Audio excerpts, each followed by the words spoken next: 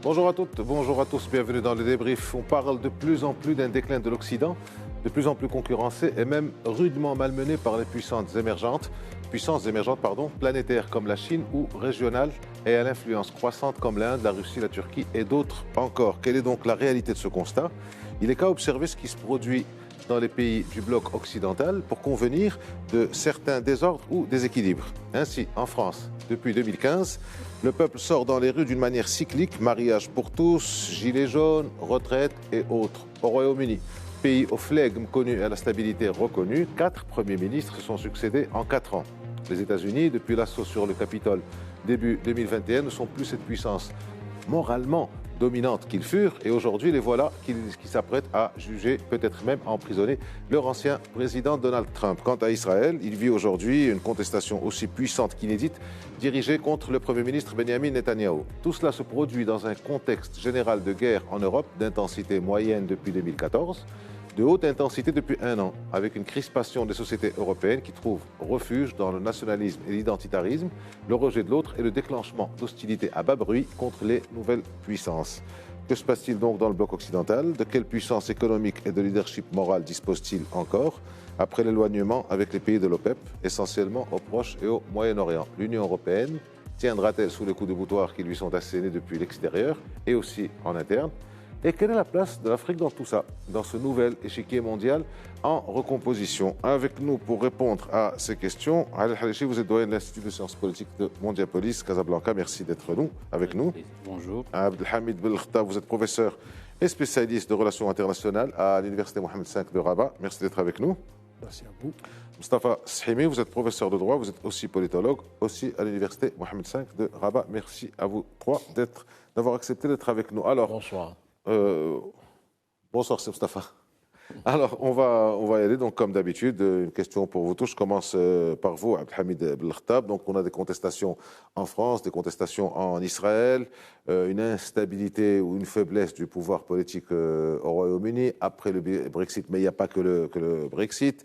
Des droites nationalistes qui triomphent un peu partout. On a vu en Italie, on a vu en Suède, récemment en Finlande aussi. Alors, quel est l'élément commun entre tous ces faits? Quel est l'élément commun, l'élément qui peut regrouper un peu tous ces événements dans un bloc occidental qu'on peut qualifier comme hésitant, je pense? Oui, vous me corrigerez si ce n'est pas le cas. C'est une question pertinente et difficile en même temps. Ah ben c'est pour ça que je vous la pose. Quels sont les facteurs explicatifs pour comprendre ce qui se passe actuellement en Occident? Je crois que j'ai trouvé 3 éléments essentiels, communs à tout ce qui se passe en Occident. D'abord, on constate un essoufflement manifeste de la démocratie représentative majoritaire, telle qu'on l'a connue jusqu'à maintenant. On voit très bien que la démocratie, telle qu'elle a été appliquée jusqu'à maintenant en Occident, commence à fatiguer. Donc, il va falloir la remoderniser en quelque sorte. Deuxièmement, on constate aussi une exacerbation des inégalités sociales, jamais vue en Europe, en Occident. Donc, autant on est riche, autant les inégalités sont très flagrantes même. Et lorsqu'on parle des inégalités, on parle aussi de l'appauvrissement de la classe moyenne. Et la classe moyenne constitue d'ailleurs en Occident cette soupape de sécurité et cette soupape aussi de la paix sociale. Troisième fait explicatif, c'est l'insécurité croissante, justement, en Occident qui rend le présent, comme l'a dit Zygmunt Bauman, très liquide, c'est-à-dire incertain. Vous avez un présent incertain et vous avez aussi un futur très incertain pour vous et pour vous parlez de vos sécurité enfants. Économique, bien entendu. Absolument économique, mais aussi sociale. On constate qu'il y a un déclassement d'un certain nombre de catégories sociales et il y a aussi une peur de l'avenir. On ne sait pas ce qui va venir. Donc je crois que ce sont là ces 3 éléments qui concourent pour créer un certain climat de crise majeure. Donc, maintenant, on verra comment... Parce que moi, je crois beaucoup dans la capacité de résilience de l'Occident. L'Occident est doté d'une grande résilience. Il est capable de se rajeunir, de se reconstruire. Donc, nous ne crions pas facilement la fin de l'Occident. Nous ne sommes pas encore là. L'Occident, il est toujours là. Il est une superpuissance. L'Occident gouverne le monde. ils maintiennent le cours des relations internationales. Donc on n'est pas encore dans cette configuration sur laquelle l'Occident est fini. Donc il va falloir attendre un peu. Ne pas trop croire à ce qui se Absolument. Et d'ailleurs, l'Occident, la force de l'Occident, c'est quoi? C'est sa résilience, sa capacité de se régénérer. On a longtemps crié que l'Occident était fini. La Première Guerre mondiale, la Deuxième Guerre mondiale, les crises financières, la crise financière de 1928 et les crises financières qui ont suivi. Mais l'Occident est toujours là. D'accord. Mustafa Sahimi, est-ce que vous êtes d'accord quand votre voisin de gauche dit que l'Occident gouverne... Vous me taxez de gauche, c'est très bien. Non, votre voisin à votre gauche. Gauche-droite, c'était la gauche du roi et la droite du roi. C'était ça, en fait, de compte au Et puis départ. bon, après, c'est passé à la politique. Voilà, mais là, voilà. n'y voyez aucune malice. Vous êtes simplement, c'est le point de vue géographique ou spatial. Je vais quand même réagir. C'est pas difficile d'être à ma gauche. Oui, bien répondu, effectivement. Voilà un aveu clair, franc et massif. Alors l'Occident qui gouverne oui et toujours non. le monde, Ce qu'a dit mon résilient. collègue, oui et non. D'abord, première interrogation, c'est quoi l'Occident? Un concept. Un toujours l'Occident de quelque chose. Civilisationnel. Il y a les États-Unis et l'Europe. Et c'est une déclinaison différente. Maintenant, je suis d'accord avec ce qu'a dit mon collègue sur un certain nombre de faits. C'est-à-dire, le premier fait, c'est la crise de la représentation. C'est fondamental. Les systèmes ont fonctionné suivant un principe démocratique de la représentation. Il y a des élections à intervalles réguliers, on désigne des représentants, Parlement, soit Sénat, Assemblée nationale, soit Chambre des représentants, etc. Et donc, ils sont chargés de porter et de défendre les aspirations, les intérêts et les demandes de leurs électeurs. Ce système-là accuse un grave déficit aujourd'hui. On le voit, une actualité que nous suivons de plus près peut-être par rapport à d'autres pays, ce qui se passe en France.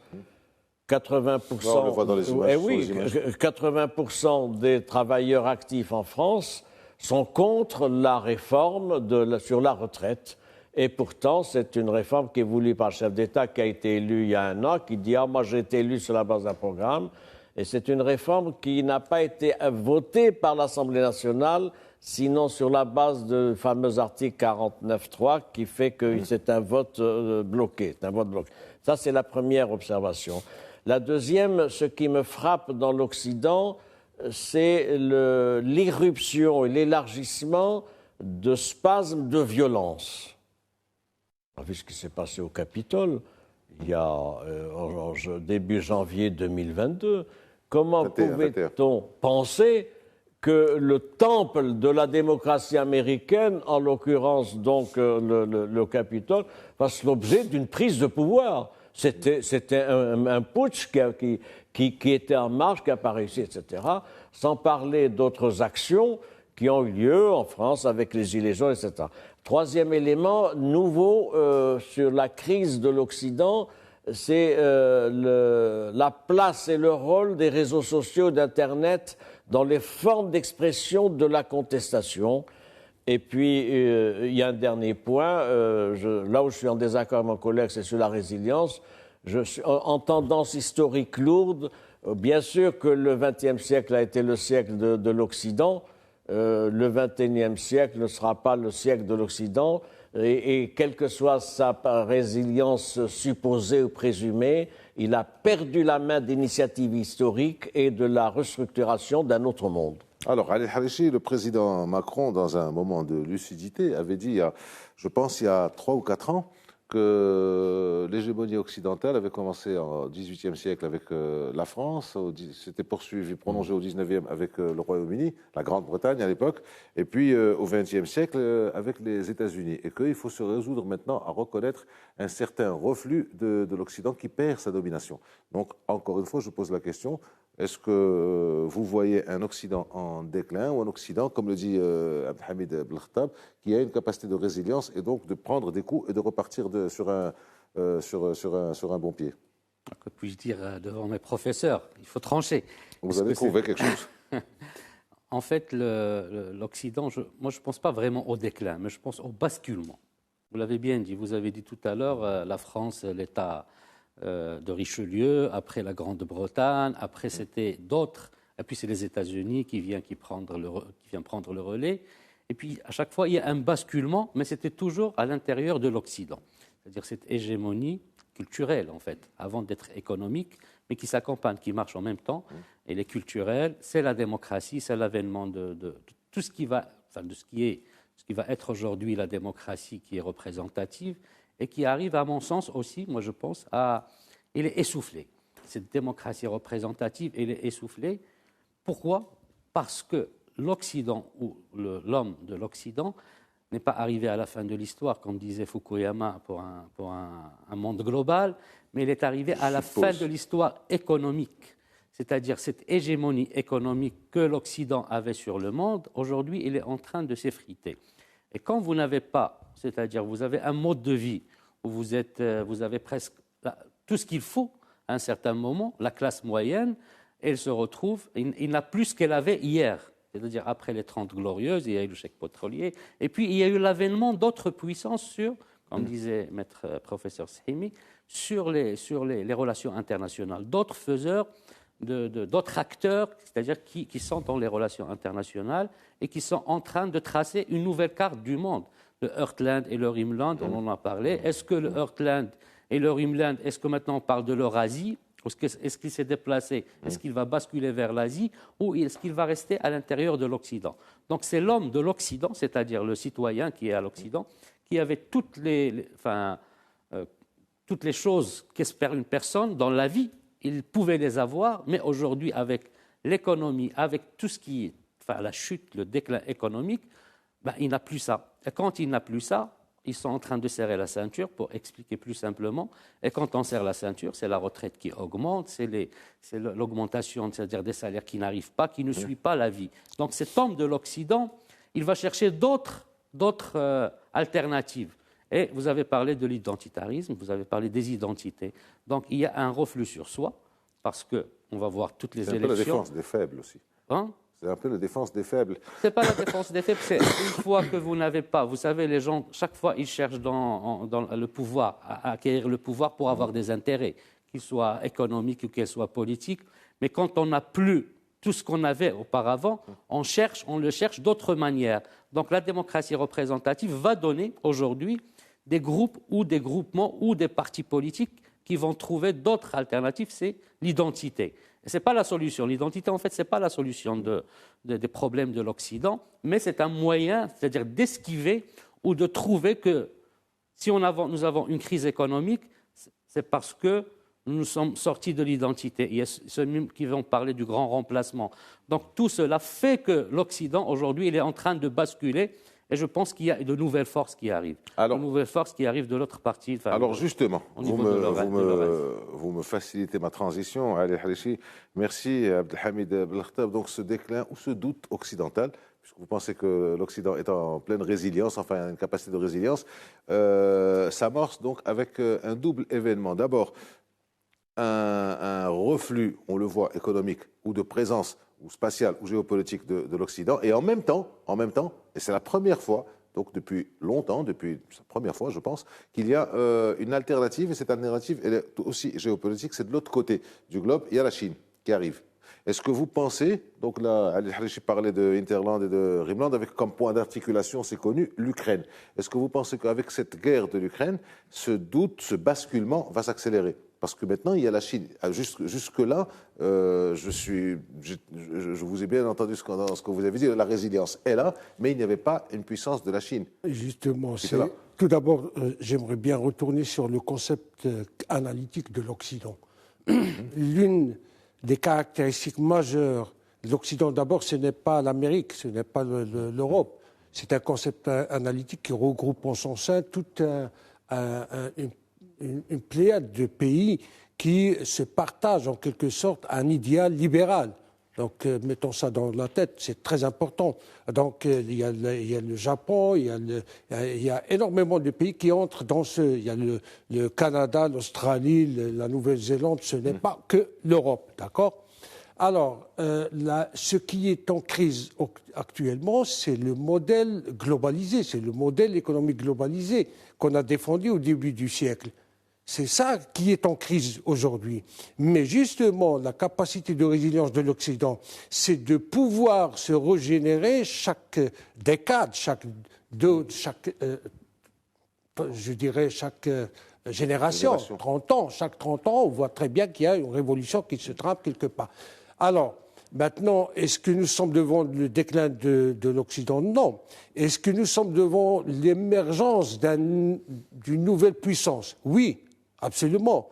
Mais est-ce que la Chine, actuellement, est une puissance qui peut rivaliser avec les États-Unis, avec l'Occident? Je dis, et je le répète, non.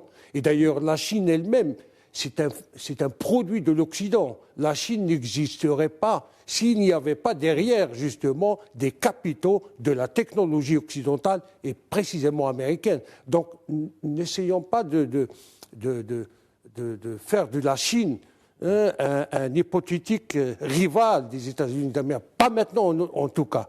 Pas maintenant, dans un avenir proche, c'est-à-dire d'ici 30, 40 ans peut-être. C'est ce qu'ils disent aussi, ils parlent de 2049. Eh bien, la capacité de l'Occident, justement, à se résilier, c'est ça, en fin de compte. C'est sa capacité à se mettre en réseau, sa capacité à trouver des alliés. On voit très bien comment l'OTAN, maintenant, commence à s'étendre jusqu'à arriver aux frontières de la Russie. Alors que la Russie se plaignait que l'OTAN était en train de changer le monde. Qu'est-ce qu'il a fait la Russie? Au contraire, pour faire face à ce danger hypothétique, elle s'est engouffrée dans une guerre sans issue. Je dis bien sans issue. Maintenant, la Russie est pratiquement prise au piège. Et jamais l'Occident n'a été si uni, si fort qu'il n'est l'est aujourd'hui. Il est vraiment fort. On voit très bien que la guerre qui va venir, c'est la guerre des semi-conducteurs. Elle est là, la guerre de l'eau. Et ce sont des guerres qui sont maîtrisées par l'Occident, pas par d'autres. Lorsqu'on parle des semi-conducteurs, on est déjà devant, c'est l'industrie, c'est la technologie de demain. On est devant, il est monopolisé par l'Occident. Alors, la délocalisation qui s'est faite au début du troisième millénaire, on a délocalisé, c'est-à-dire on a désindustrialisé l'Occident, en quelque sorte. Et c'est ça qui est arrivé à bout, en quelque sorte. Maintenant, on commence à penser à notre modèle qui prenne en considération justement la dépendance à l'égard de la Chine, parce qu'à un moment donné, on n'a pas cru que la Chine allait devenir un ennemi.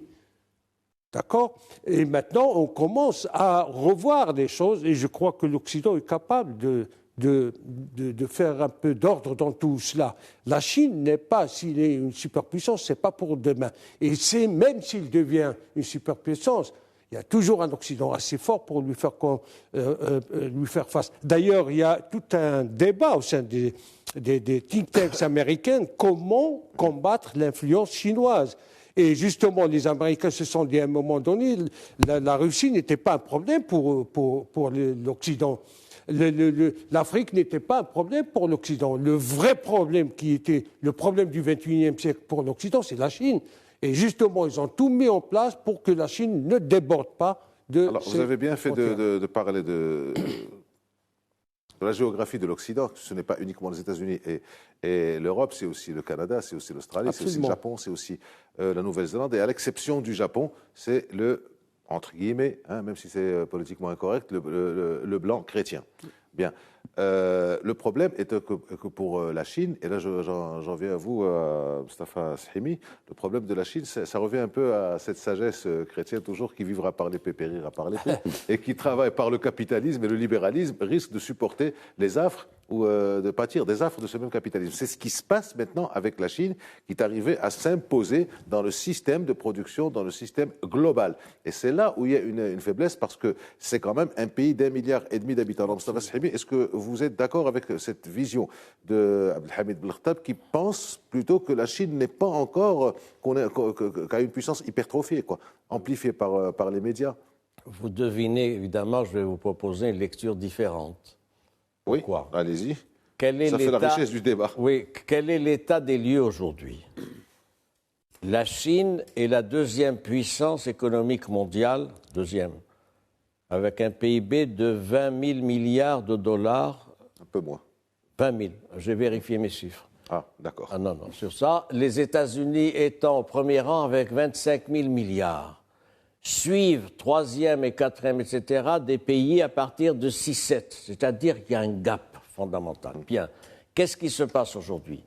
Il se passe que la situation actuelle de la Chine n'est pas liée à des processus voulus par l'Occident, contrairement à ce que dit mon collègue. Ça s'est fait par une autre approche de mobilisation des ressources nationales, par un modèle économique et politique distinct. Le modèle économique, c'est le rôle du Parti communiste chinois. Savez-vous combien il y a de membres inscrits au Parti communiste chinois? 100 millions. C'est une population d'1,4 milliard. Et pourtant, c'est très élitiste. Hein, oui, mais évidemment. C'est extrêmement... Si on ne sait pas ces choses-là, vous êtes de votre avis, on ne peut pas comprendre la structure du pouvoir. D'un pouvoir, donc, entre les mains du Parti communiste, et ça fonctionne et ça tient pour l'instant. En revanche, c'est un modèle qui se distingue par, de fait, un parti unique, mais une économie libérale. C'est ce qu'ils ont repris. C'est ce qu'ils ont repris du modèle occidental, avec une variante, évidemment, avec une place importante accordée à l'État.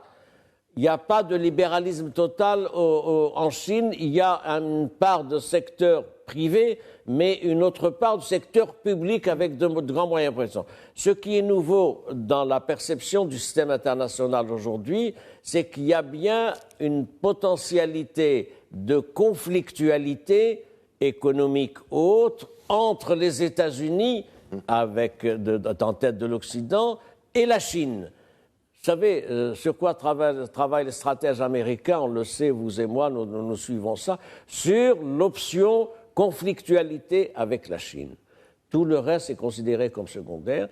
Et d'ailleurs, la stratégie chinoise est une stratégie sur le long terme, avec 2049. Pourquoi? Parce que c'est le premier siècle, l'anniversaire du premier siècle de la prise du pouvoir par Mao, 1949, après la longue marche. Il y avait deux anniversaires, 2021, et la création du Parti communiste 100 ans, tout à fait, 2049, et 2035, la modernisation socialiste qu'ils ont fixée.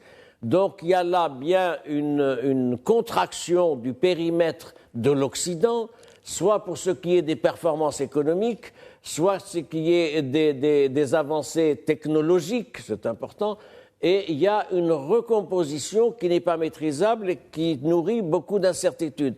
Personne ne peut dire aujourd'hui quelle va être l'articulation du système international dans 5 ans ou dans 10 ans. Ce qui est sûr, vous avez fait référence, c'est le basculement en fonction donc d'un nouveau pôle qui va se développer, l'Eurasie. Le président Obama l'avait compris en parlant du pivot. C'était lui qui avait initié le fameux basculement. Parce qu'il avait compris le basculement et donc le fait que le pivot, et nous en sommes là, et c'est des éléments d'interrogation pour finir qui déclassent l'Europe dans ce processus de réarticulation. Allez, Harichi. Alors, Abdelhamid Ben Khattab ne semble pas trop croire à cette puissance planétaire de la Chine. Mustafa Sahimi pense plutôt que la Chine, quelque part je le rejoins, mais c'est un avis personnel, que les Chinois, que Pékin mise sur le temps, sur le facteur temps. Où vous placez le curseur? Au milieu. Il est centriste, voilà, gauche-droite, centriste, très bien. De la gauche au centre. La Chine, aujourd'hui, effectivement, le monde est en train de basculer. On ne peut pas nier que on va rejoindre ce qu'a dit Alain Perfit il y a une quarantaine ou une cinquantaine d'années ou plus. Quand la Chine s'éveillera, le monde tremblera. Effectivement, le monde tremble aujourd'hui à l'éveil de la Chine. Est-ce que ce n'est pas le réveil, mais à l'éveil?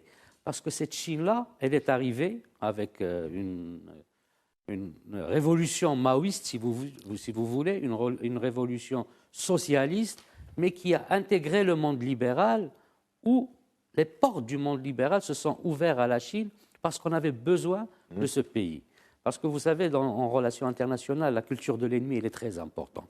Aucun pays, aucune puissance ne peut vivre seul. Il ne peut pas avoir l'hégémonie ou être le gendarme du monde. Les États-Unis l'ont essayé après c'est-à-dire les deux événements en 2001 et après la chute, c'est-à-dire de l'Union soviétique, on a vu que ce monde unipolaire n'était pas possible. Mais la Chine était là. Et comme disait Samuel Huntington, ce choc des civilisations, sans trop, c'est-à-dire prendre toute sa théorie, mais il disait que ce soit l'islam, ou que ça soit idéologique, ou soit confucéenne sur le plan économique. Mais l'Occident, quel qu'il soit, il a besoin de la Chine. C'est 1,5 milliard de personnes, donc c'est un marché très important, mais c'est aussi un producteur très important. Ça reste qu'on le veut ou pas l'atelier du monde. Bon, c'est l'ancienne expression. Mais aujourd'hui, la Chine n'est pas seulement, c'est-à-dire depuis son intégration de l'OMC, il a intégré le commerce mondial. Elle est partout. Et maintenant, c'est la troisième voie, c'est-à-dire on parle des routes de la soie. Donc la Chine, elle est là. Ça ne veut pas dire que l'Occident va disparaître, mais il y a un certain équilibre, une certaine nouvelle bipolarité, non pas idéologique, mais plutôt économique, parce que les Chinois ne vont pas faire l'apologie du confucéanisme, mais tout ce qui est économique.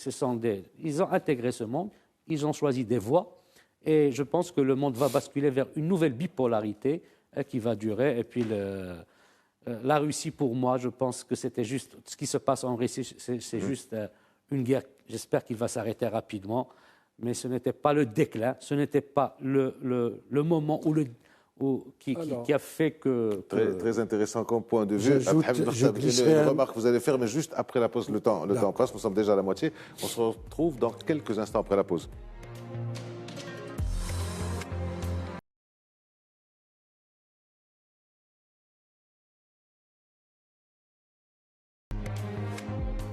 C'est parti pour la deuxième partie du débrief consacré à ce basculement, ce déclin, ce reflux, ce doute de l'Occident.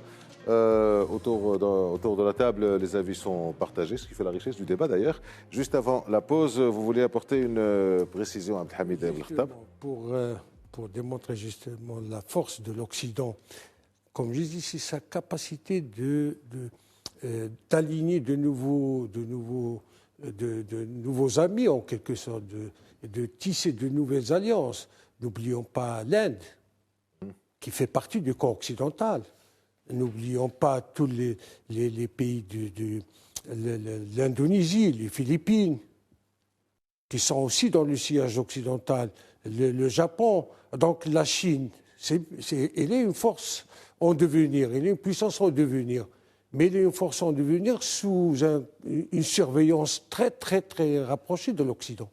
Donc n'oublions pas cela. Il y a la Turquie. Donc c'est vrai, les Chinois évoluent, mais ils évolueront dans un monde qui était fixé, dont les règles du jeu sont fixées par l'Occident et pas par leurs propres règles du jeu.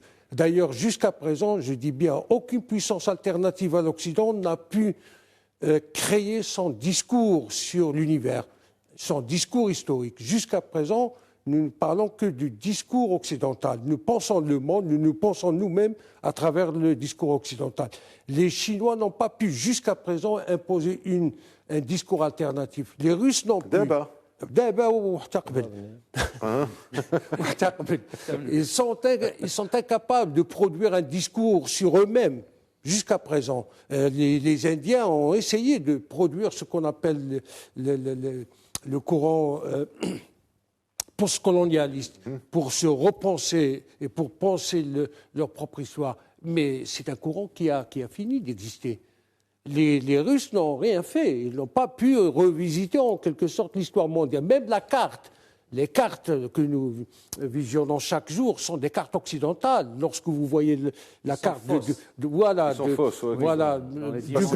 elle est centrée sur l'Europe, sur l'Occident et non pas sur la Chine. Parce qu'autrement dit, si la Chine avait créé sa propre carte, c'est la Chine qui aurait été. Est-ce que vous avez déjà vu des cartes de Chine, des cartes de planisphère en Chine? Oui. Est-ce que ce n'est pas la Chine qui est au milieu? Oui, ils ont essayé de le faire, mais ce ne sont pas des cartes qui sont véhiculées. Ce sont les cartes occidentales. Donc, essayons d'être un peu modestes dans tout cela. C'est vrai, la Chine, elle est une puissance en devenir, mais elle a encore du temps devant elle. Ce n'est pas pour 10 ans, 20 ans, 30 ans. Ils n'ont jamais dit qu'ils étaient pressés. Oui, oui. Sur ce point-là, je voudrais nuancer ce que j'ai avancé tout à l'heure sur l'hypothèse de la conflictualité entre l'Occident et l'Eurasie, et en particulier la Chine. Le nuancer comment? En relevant l'interdépendance des économies. Ce qui est important, c'est que... il y a le discours officiel en termes militaires, militaristes, de prévention de crise, d'alarme, etc. Mais jamais les relations entre l'Occident et la Chine, pour parler n'ont été aussi importantes. Je vais vous donner un exemple. Les échanges commerciaux entre les États-Unis et la Chine sont de près de 700 milliards de dollars par an. Ça vous donne une énormité, etc. Et oui, c'est ça les réalités. Ce qui explique d'ailleurs la prudence et la modération de Pékin pour ce qui est des crises internationales, parce qu'il y a un substrat, il y a un socle d'intérêt économique croisé. Savez-vous quel est le principal créancier du Trésor américain? C'est la Chine. C'est la Chine. 10 000 milliards. Qui a des bons du Trésor. L'intérêt des bons du Trésor, c'est qu'ils sont monnayables et négociables à tout moment, indépendamment des fluctuations des bourses et des spéculations. Ce fonds, c'est 10 000 milliards de dollars.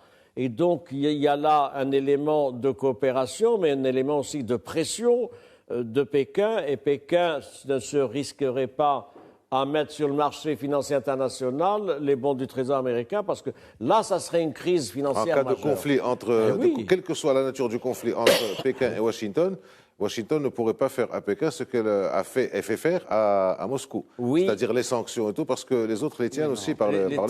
Et il y a une interconnexion qui est extrêmement importante. Il y a un autre élément aussi, c'est mon collègue et ami a parlé d'une absence de récit. Il y a un récit.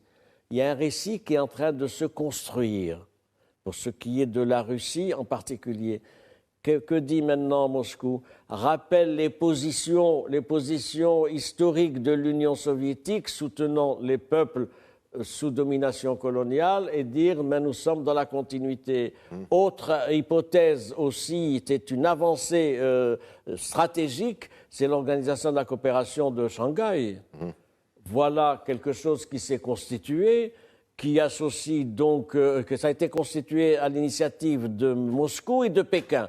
Et on y a ajouté des pays comme l'Inde, le Pakistan, d'autres pays. Et il y a donc quelque chose qui est en train de se construire. Il y a les BRICS aussi, les BRICS qui sont en train de s'étendre, au-delà de l'anecdote algérienne, mais il y a aussi le Mexique. Vous avez raison, il y a le Shanghai, l'organisation Shanghai, il y a les BRICS qui retrouvent de l'actualité. Vous savez qu'il y a une prochaine réunion des BRICS dans les semaines qui vont venir et qui vont s'interroger sur ce qui se passe sur la scène internationale. Donc il y a un narratif. Et le narratif se construit sur quoi, si vous le permettez? Sur le fait que l'Occident n'a pas été à la hauteur des valeurs qu'il a prônées. C'est un Occident, on va y revenir sur l'Afrique, c'est un Occident donc qui est plombé par un certain nombre de faits. Juste, pour moi, il y a un équilibre. L'Occident n'est plus le centre du monde, mais ça ne veut pas dire qu'il a été évacué de ce centre. Et la Chine a bien compris ça. Elle a besoin de l'Occident. C'est un marché. Quand vous avez parlé des États-Unis, les 700 milliards de dollars, c'est 75% pour la Chine d'export et que 25% pour les États-Unis. En 2008, ces bons de trésor étaient exactement de 8 000 milliards de dollars lors de la crise des subprimes. Et la Chine pouvait carrément saigner les États-Unis à ce moment-là. Mais ils n'avaient pas intérêt. Ils ont besoin de l'Occident. Et maintenant, si vous voulez, ce sont deux titans qui sont en train sur une arène et qui survivent tous les deux, c'est-à-dire qui se nourrissent l'un de l'autre. C'est ça la culture, si vous voulez, dans les relations internationales. Peut-être, est-ce que la Chine remplace l'URSS, l'Union soviétique, dans cette dualité? Mais, comme j'ai dit, ce n'est pas sur un point idéologique, mais sur un point conflictuel, le conflit, la rivalité économique. Non, la rivalité n'est pas le conflit. Et les semi-conducteurs, ils sont en Asie. C'est à Taïwan. C'est Taïwan le premier pays. 80% à Taïwan. À Taïwan. Alors, c'est pour cela que. En Europe et en Amérique. Les Chinois n'ont pas vraiment. Mais c'est pour cela que Taïwan est un point très important. C'est pour cela qu'il y a un pivot d'Obama, le pivot asiatique. C'est pour ça que tout le monde s'intéresse à cette région-là. Donc, l'Occident n'est plus le seul au centre, mais il y a la Chine avec. Ça ne veut pas dire qu'il l'a éjecté de la direction du monde. C'est un monde peut-être bipolaire que nous avons aujourd'hui. Alors juste Oui. pour une petite précision, pour les semi-conducteurs, on sait que 80% c'est à Taïwan, aussi bien au niveau du gravage, de la gravure, que de la conception et de la fabrication. Mais en face de Taïwan, il y a une province chinoise dont le nom m'a malheureusement échappé, qui avait un gouverneur qui s'appelait Xi Jinping et qui avait des relations extrêmement poussées avec Taïwan pour créer une industrie de semi-conducteurs en Chine. Et je crois que Pékin a compris le retard qu'elle avait enregistré là-dessus et qu'elle est en train de mettre les bouchées doubles pour rattraper son retard. Maintenant, quand on parle de déclin de l'Occident ou de dominance de l'Occident, c'est pas uniquement, effectivement, en matière d'économie, c'est plus le cas on peut plus parler de domination, mais c'est si vous voulez, la supériorité morale ou la manière des Occidentaux de s'imposer ou d'imposer leurs valeurs. Or, je termine juste mon petit raisonnement et après vous avez la parole à Abdelhamid Ben Khattab. Dans ce dernier siècle, ou ces 2 derniers siècles, on a vu que les Occidentaux, encore une fois, inscrivaient leur action dans la violence. Dans la brutalité. D'ailleurs, Nicolas Sarkozy l'a dit dernièrement à l'Assemblée nationale, le continent le plus brutal, le plus sauvage, c'est l'Europe. C'est assez étonnant de la part de l'ancien président. Les Chinois, les Indiens ne sont pas connus comme des puissances conquérantes, martiales, violentes, agressives. Ça s'est passé dans le temps. Donc c'est aussi, et troisième élément, c'est qu'il y a un monde qui regarde. Et que donc, avant le monde était directement en relation avec, confronté à l'Occident. Maintenant, c'est comme vous voulez dans un supermarché. Il y a une alternative. Vous savez, lorsqu'on parle de l'Occident, nous aussi... Je peux aussi donner mon avis de temps en temps. Nous faisons partie de cet Occident que nous sommes en train de décrier. Le Maroc, c'est un allié de l'Occident. Depuis toujours, le Maroc s'est inscrit justement dans une logique pro-occidentale. Pourquoi ? Parce que nous partageons un certain nombre de valeurs avec l'Occident. On voit bien que maintenant, le Maroc diversifie. Nous ne sommes pas des chrétiens. Diversifie les partenariats. Et pourtant, nous partageons beaucoup de valeurs avec l'Occident. Nous ne faisons pas partie de l'autre camp, quand même. Donc, il va falloir un peu nuancer ces propos. L'Occident, c'est quoi? L'Occident, ce n'est pas un pays. Ce n'est pas un continent. C'est un ensemble de pays, voilà, qui se sont alliés sur la base d'un certain nombre de valeurs et de principes. Alors, ces principes-là ne sont pas prédéfinis avec une certaine exactitude, mais on peut facilement les trouver. Donc voilà, une certaine vision de la démocratie libérale, des élections, etc., etc. Ce sont des choses que l'on peut facilement trouver. Alors, l'Occident aujourd'hui est en crise. Certainement, évidemment, il est en crise. D'ailleurs, l'Occident se nourrit de ses propres crises. Il a toujours été en crise. Et la crise la crise fait partie de l'identité même de l'Occident. Ça fait partie de l'identité occidentale. Donc, actuellement, nous sommes en train de voir un Occident qui se repense et qui pense le monde. Les Chinois n'ont pu accéder à ce rang de superpuissance que parce qu'il y a l'Occident, que parce qu'il y a la technologie occidentale, que parce qu'il y a un feu vert occidental aussi. Et d'ailleurs, vous vous rappelez avec Donald Trump, lorsqu'il a essayé de faire le bras de fer avec les Chinois, qu'est-ce qu'ils ont fait? Rien. Comme riposte, rien du tout. On a vu comment il a sanctionné cette fameuse... sur les barrières commerciales. Comment il a sanctionné le commerce avec la Chine. Et en contrepartie des représailles chinois, c'était nul, rien du tout. Et les sanctions qu'il avait émises contre le grand Huawei. Et alors, donc, il a quasiment bloqué toute une industrie, toute une entreprise. Mais les Chinois ont fait quoi? Parce que les Chinois ne peuvent pas aller de l'avant s'il n'y a pas le savoir-faire occidental, s'il n'y a pas de technologie. Ils ne sont pas encore au niveau de produire leur propre, je dirais, technologie. Pas pour le moment, en aucun cas. Les Chinois se basent sur l'espionnage. D'ailleurs, on sait très bien qu'ils sont champions en la matière de l'espionnage industriel. Non, ils sont pas les seuls. L'espionnage industriel. Tout le monde espionne tout le monde. Tout le monde espionne. Ça, on est d'accord là-dessus. Les Chinois le font sans scrupule, ça on le sait. D'ailleurs, ils ne respectent aucune propriété intellectuelle de qui que ce soit. D'ailleurs, ce sont les champions au monde de ce Vous savez, c'est pas problème-là. pour défendre. Et c'est là où réside véritablement le vrai conflit entre la Chine et l'Occident. C'est le droit d'auteur, en fin de compte. Alors, c'est pas pour défendre les Chinois, même si je peux donner l'impression que je défends, mais entre le brain drain, donc tous les cerveaux qui vont en Occident et les autres qui prennent ce que les autres cerveaux ont mis en Occident, tout le monde prend de chez tout le monde. Je vous vois rire. Certainement. Mustafa Sahimi. Alors, je vous demande d'être bref, vous et Ali El-Harichi, parce que je voudrais passer aussi à l'Afrique. À moins que vous y allez maintenant, il y avait, à l'époque, vous avez fait référence à Ali El-Harichi, il y avait le bloc occidental, le bloc soviétique. Maintenant, il y a encore une fois une alternative. Il y a le bloc occidental et il y a le système chinois. Comment l'Afrique se retrouve-t-elle là-dedans? Donc vous faites votre remarque et vous me répondez à la question aussi. Si vous voulez bien. Bien sûr. Sur le Maroc et l'Occident, c'est un raccourci. Mon cher collègue. Ah oui. Pas tellement, hein. On est dans le bloc occidental. C'est un raccourci. Dire le Maroc a toujours été dans l'Occident, c'est un raccourci Il est historique. pro-occidental. C'est pas pareil. Voilà. Dans l'Occident. Non, Et donc nous sommes un allié de l'Occident. Un allié de l'Occident assumé. Nous sommes alliés. Et ça fait partie de la résilience mais nous occidentale. nous sommes aussi dans d'autres solidarités. L'histoire en témoigne, solidarité africaine, arabe, etc. Et c'est ça qui donne d'ailleurs cette particularité à la diplomatie marocaine et la vision marocaine de l'international. C'est pour ça que j'estime que c'est un raccourci. Maintenant, pour l'Afrique, on va parler de l'Afrique. L'Occident n'est plus fondé à être un modèle attractif pour l'Afrique. Pourquoi? Parce que c'est l'échec moral de l'Occident. L'Occident a porté des valeurs démenties par les faits. C'est l'Occident qui a été le colonisateur. C'est présent dans la mémoire collective des peuples africains, maghrébins et autres, etc. C'est l'Occident qui continue à exploiter les ressources naturelles des pays du Sud.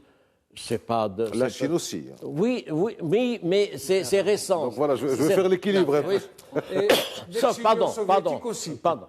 J'ajoute que c'est l'Occident qui se proposait d'apporter une civilisation et des valeurs qu'il n'a pas respectées. Et ce modèle-là d'export de l'Occident vers l'import africain, arabe, etc., est récusé par les citoyens et les peuples africains. Et ça, je crois que c'est extrêmement important, d'où ce rejet de l'Occident. Puis il y a l'actualité. Est-ce que l'Occident, qui est si prompt à donner des leçons de droit international et de l'égalité internationale, est-ce qu'il a respecté ces mêmes principes? Est-ce qu'il a respecté ces principes pour ce qui est de la question palestinienne des territoires arabes occupés? Combien de résolutions ont été votées par le Conseil de sécurité? L'Irak et le Kosovo et la Bosnie. Non, par le Conseil de sécurité de 1967.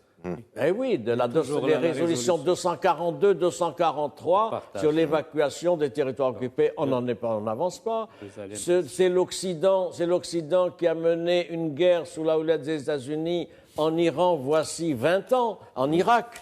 Dépeçant ce pays et conduisant la situation actuelle. C'est l'Occident sous la houlette du président français qui a conduit à ce qui s'est passé en Libye et l'assassinat de Kadhafi. L'OTAN dans les Balkans. Donc tout ça pour dire que l'Occident est disqualifié sur le plan moral par les pays du Sud. Et c'est pour ça que se manifeste cette nouvelle approche maintenant d'un Sud global.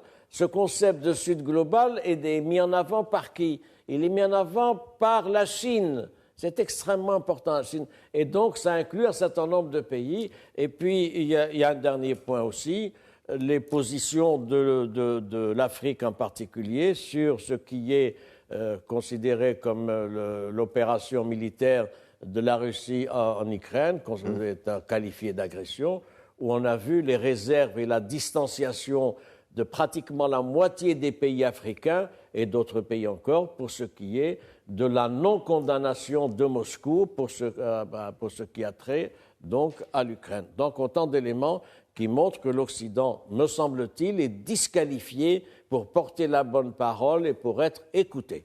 Alors, Ali El-Harichi, Mustafa Sahimi nous dit que l'Occident n'est plus vraiment un modèle pour les Africains.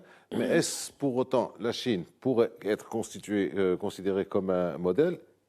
Et puis au-dessus de tout ça, est-ce que l'Afrique a besoin d'un modèle? Non, l'Afrique n'a pas besoin de modèle. L'Afrique est en train de s'émanciper parce que quand vous avez parlé de colonisation, ils les ont appelés missions civilisatrices. Et c'est très réducteur par rapport à nous, Africains, quand vous venez nous civiliser. C'est-à-dire qu'on était dans la conception, même s'il y avait toutes ces valeurs des droits de l'homme, de ce que vous voulez, mais de considération de race. C'est-à-dire qu'il y a une race supérieure qui est au nord et qu'une race inférieure. Quand je viens en mission civilisatrice, c'est-à-dire que vous n'avez pas de civilisation, je viens vous apporter les valeurs de la civilisation. Les droits de l'homme, les libertés, tout ça c'est très bien.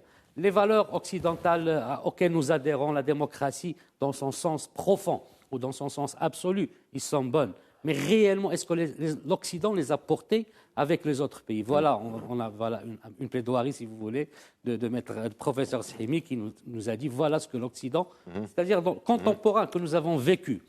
Ça ne veut pas dire que ces valeurs sont mauvaises. La démocratie, elle est bonne. Mais est-ce que réellement, à l'intérieur... Les valeurs des Lumières sont absolument extraordinaires. Maintenant, aujourd'hui, il y a l'arrivée, l'avènement d'autres valeurs.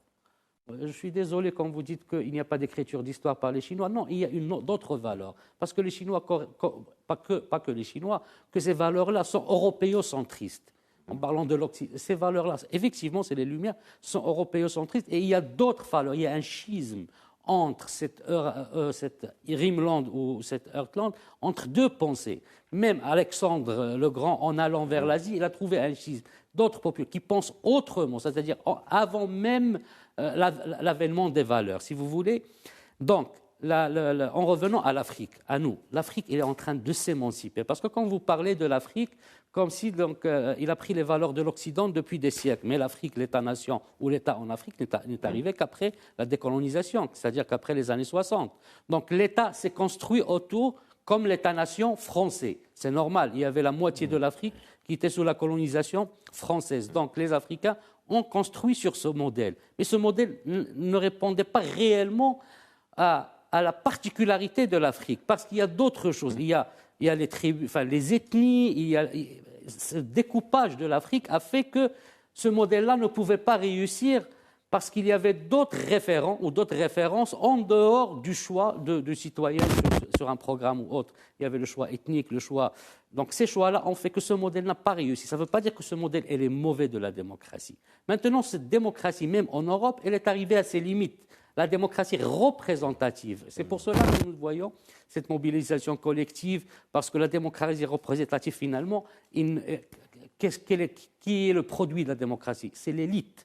Ce n'est plus le citoyen. Ce n'est pas le peuple ou le citoyen qui choisit, c'est-à-dire qui est gouverné par le citoyen. C'est une élite qui est choisie, qu'elle soit à gauche, au centre ou à droite, par la population, et elle ne représente plus. Donc pour nous, pour l'Afrique, nous nous sommes émancipés. Et nous rentrons, je pense, nous sommes dans le concept de la gouvernance, dans cette gouvernance qui doit être territoriale, territoriale, culturelle. Et cette gouvernance, selon notre culture, nous devons adopter les meilleures valeurs de l'Occident.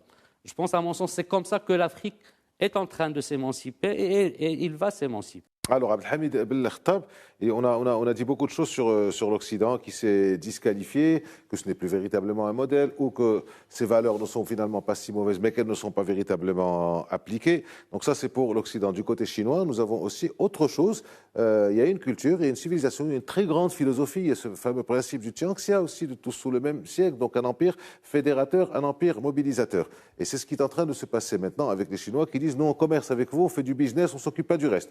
On ne donne pas de leçons, comme le disait Mustafa Sahimi sur l'Occident. Alors, question, comme pour Ali El-Harichi, est-ce que l'Afrique doit choisir entre les deux, devrait choisir entre les deux, ou qu'elle n'a pas besoin de modèle, qu'elle s'inscrit dans la marche du XXIe siècle à faire ce qu'elle a à faire, un point c'est tout? Donc, comme je l'ai dit, l'Afrique n'a pas de modèle, d'abord. Elle n'a pas encore construit son propre modèle et ne le construira pas dans les 2 ou 3 décades à venir. Donc, il faut attendre un peu. Mais si l'on veut résumer l'Afrique actuellement, je la résumerai en 4 points essentiels. D'abord, l'Afrique, sur le plan géopolitique, ne pèse pas lourd sur la scène internationale. Donc nous sommes devant un agrégat de pays hétéroclites qui n'ont pas de lien les uns avec les autres. Donc nous ne sommes pas devant un bloc. C'est un continent disparate, disparate, hétéroclite. Sur le plan économique, idem, nous avons un continent qui est très riche, mais sur le plan économique, sur le plan du commerce, son poids dans le commerce mondial est insignifiant, donc pas vraiment une puissance.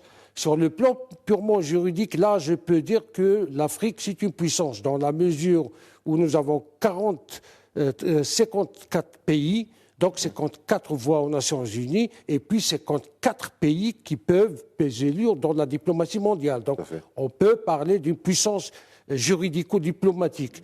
Sur le plan aussi futur, nous sommes devant un continent qui, s'il arrive à exploiter et à fructifier un peu ses ressources humaines et ses ressources naturelles, et c'est terres rares aussi, il peut devenir une puissance par la suite. Mais est-ce que nous avons les ingrédients suffisants pour construire un bloc en Afrique? Je crois que pas pour le moment, parce que l'Afrique qui s'indique actuellement ont deux grands blocs. Il y a le bloc des pays francophones, le bloc des pays anglophones, et on voit très bien que les uns sont pris en otage de l'Algérie, les autres sont pris en otage de l'Afrique du Sud. Donc, il y a encore du travail à faire. Alors, pour ce qui est du modèle à suivre, vous savez, la logique du pouvoir international est une logique qui fait en sorte, d'ailleurs, toute logique du pouvoir est ainsi. Celui qui domine est toujours décrié par ceux qui sont dominés. C'est tout à fait normal. Mais le problème qui se pose, c'est que ceux qui sont dominés sont aliénés aussi par celui qui domine, qu'on le veuille oui ou non. C'est-à-dire que la culture, le mode de pensée, de monde et de soi-même passe par le dominant. Qu'on le veuille ou non, partout dans le monde, c'est la même chose. Celui qui domine fixe aussi les règles du jeu, fixe aussi les lunettes avec lesquelles on voit le monde. L'Afrique actuellement, et même un certain, je dis bien en Asie, on n'est pas encore au stade de construire sa propre histoire. Est-ce que cela est impossible? Non, ce n'est pas impossible, c'est très possible même, mais il va falloir travailler davantage et il va falloir travailler en bloc. Et c'est ça où il y a un véritable problème. En Afrique, il n'y a pas de pays de leadership qui peut mener, d'accord, les pays africains à s'unir sur un discours, à s'unir sur une manière de voir le monde et à s'unir sur aussi de préciser qui sont nos amis, qui sont nos ennemis. Et d'ailleurs, si on arrive à faire cela, on peut aller de l'avant. Merci à vous d'avoir été avec nous. Donc on ne peut pas savoir, on va pas décider au bout d'une heure de discussion, ni d'une journée, ni d'une année, s'il y a véritablement une bascule. Mais il y a une réflexion, il y a une hésitation, il y a une mutation qui est en train de se passer sur l'échiquier mondial et que les quelques décennies à venir montreront et que les historiens futurs pourront étudier. Merci à vous d'avoir été avec nous. Merci à Abdelhamid Belkhatab. Merci Mustafa Sahimi. Merci à Al Habshi. Merci à vous toutes, à vous tous d'avoir été avec nous. À la semaine prochaine.